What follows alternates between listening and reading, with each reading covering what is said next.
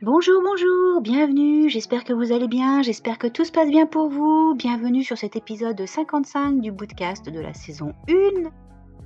Aujourd'hui, nous allons étudier et partager ensemble l'écrit 81 de Nichiren Daishonin intitulé « Les bienfaits dans cette vie ». En voici les points de repère. Cette lettre fut écrite au mont Minobu lorsque Nichiren avait 55 ans. Son destinataire était Nanjo Shishiro Jiro Tokimitsu, généralement connu sous le nom de Nanjo Tokimitsu, partisan dévoué de Nichiren et vassal du village d'Ueno, dans la région du mont Fuji, dans la province de Suruga.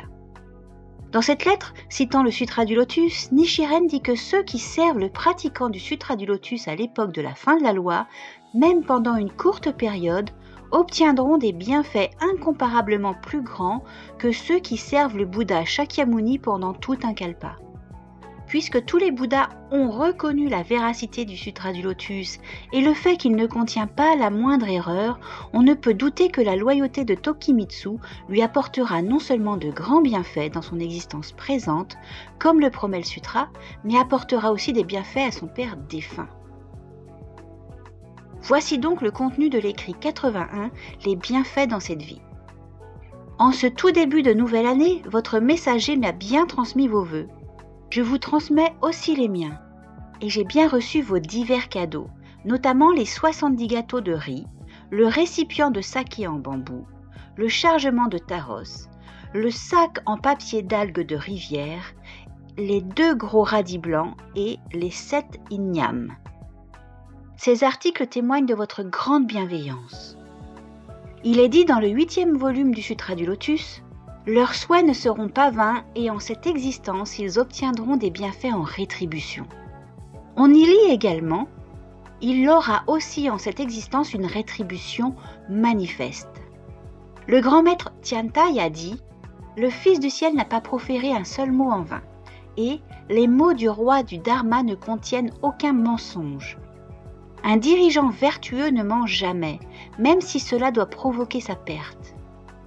Cela est d'autant plus vrai pour l'ainsi venu Shakyamuni qui, alors qu'il était le roi clarté universelle dans une existence antérieure, revint au palais du roi pied taché pour être exécuté parce qu'il observait le précepte interdisant le mensonge. Quand il rencontra le roi Kali dans une autre existence passée, il déclara que les gens qui disent rarement la vérité ou profèrent de grands mensonges tomberont en enfer. De plus, pour en revenir au Sutra du Lotus, le Bouddha y déclare « L'honoré du monde, qui depuis longtemps déjà expose des doctrines adaptées à ses auditeurs, doit maintenant révéler la vérité tout entière. » En outre, ce sutra fut exposé devant l'assemblée où le Bouddha Main Trésor et les Bouddhas des 10 directions s'étaient réunis, comme si le soleil, la lune et d'innombrables étoiles s'étaient alignés.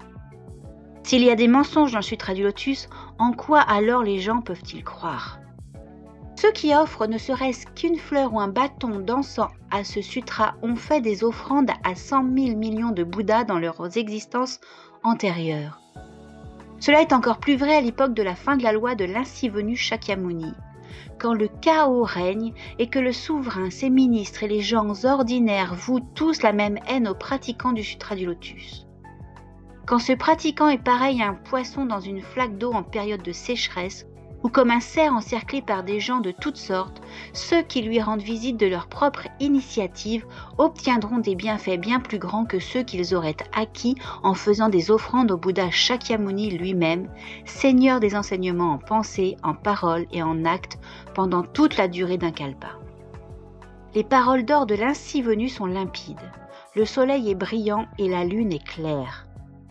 Les mots du Sutra du Lotus sont brillants et clairs et brillants comme le reflet d'un visage dans un miroir transparent ou l'image de la lune dans l'eau cristalline.